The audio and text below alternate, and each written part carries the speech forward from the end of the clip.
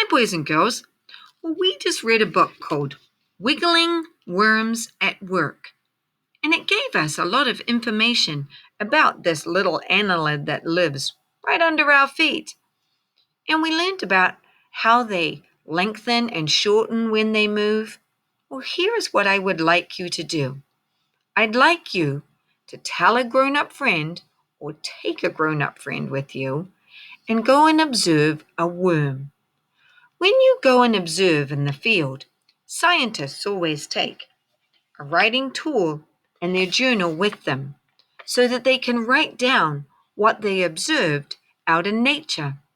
So I need you to find your worm and observe how it moved, what it looked like, and where it was. So on here, I already started with the word worms and might write worms like the dark or worms moved in the garden. I think that's where I'll probably find my worm. Once you've written down one thing you observed about your worm, I want you to compare how it moved to other animals. So for me, I compared my worm to a fish. And I knew that fish swim moving their tails from side to side. That's what I observed when I looked at the fish in the tank down in Miss Skinner's old room. So, fish move their tails from side to side to help them move through the water.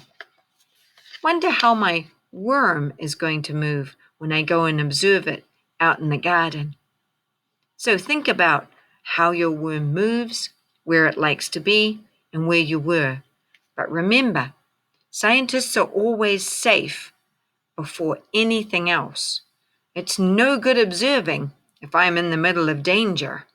So take your time, be careful, and remember when you observe, you have to be really quiet. Otherwise, things don't act like they regularly would.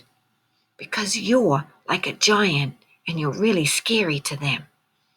Okay, scientist, go observe a worm and write about it in your journal.